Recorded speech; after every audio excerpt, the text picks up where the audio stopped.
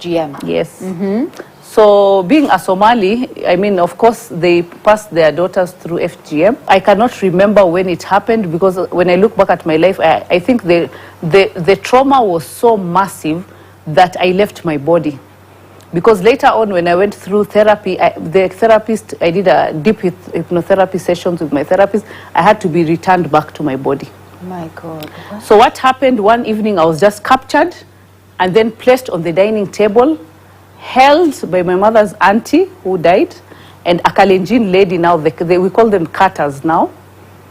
And then I was mutilated on our dining table. I remember when I look back, I passed out, I came back to life. I passed out, I came back to life. Because they do without any painkillers, without anything. And that, and you know, when I look back at my life, I say, where was my mother? She's the one who was supposed to protect me. Where was my father? When these communities are practicing this kind of cultures on the girl child, you know, you're failing the girl child. Because when these procedures are being done, all of a sudden the father is nowhere to be seen. Maybe they discuss among themselves, it's like, this is a women affair, exit. So I remember I contracted an infection. I was taken to a family doctor. We had a Pakistani family doctor. And I was a child. I remember he asked my mother, why do you do these things? And she responded, this is our culture. And then he said, this is wrong. So they tie your legs after the procedure. You're not able to move. Helping yourself go to the toilet, you do it on like a kind of like a bedpan or something like that. So it's inhumane. And people think this is a joke by passing light comments that, oh, the religion allows it, oh, this and this and that. This thing is trauma. It deeply affects the child. It messed up the relationship between me and my mother because I could not trust this individual. So when I went through that, I knew in my heart I have to survive this home. I mean, I'm a child. I cannot support myself. But I will work very hard in school. And I just have to make it in life and never come back. And it spoiled the relationship with my mother because she lost my trust.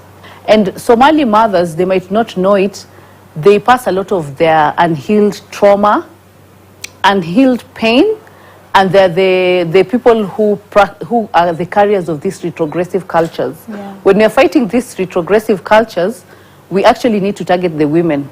Because women are the carriers of these cultures. So I will speak more openly about it because there's a lot of shame surrounding it to even speak about it because this is a very sensitive topic. This is something that deeply affects you as a person. You don't want to be a laughingstock, you know, by sharing such key personal information. It messes up even your intimacy. It messes up your relationship, you understand? So it affects even the women when they're giving birth. It kills your self-esteem. It completely destroys you as a person. Oh my God. So for me, even like right now is when I'm starting this conversation with her through a family member, like through an intermediary, a family friend, like, why did you do this?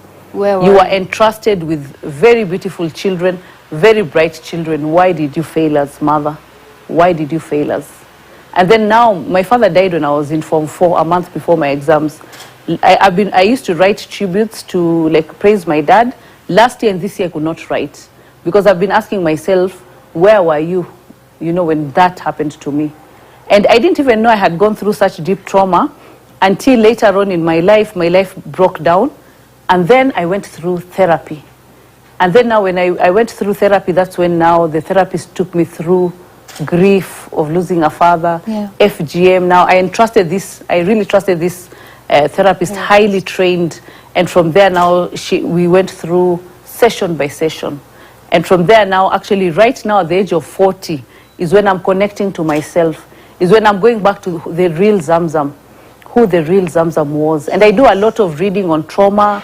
I've become an expert on trauma. And for my daughter, I've been blessed with 2 daughters. I told myself it will not happen to my daughters. My daughters, this will not be carried forward to my daughters. No. My daughters are going to grow up to be full citizens. They're not going to be held back by culture or by religion. I do not condone this using of God to subject women to second-class treatment. I mean, we live in the 21st century. These things should not be allowed to happen. So also through that, I carried mother wounds. Yes. When you grow up in this kind of environments, mother wound is passed from mother. So from my grandmother to my mother, I didn't even know what was ailing me.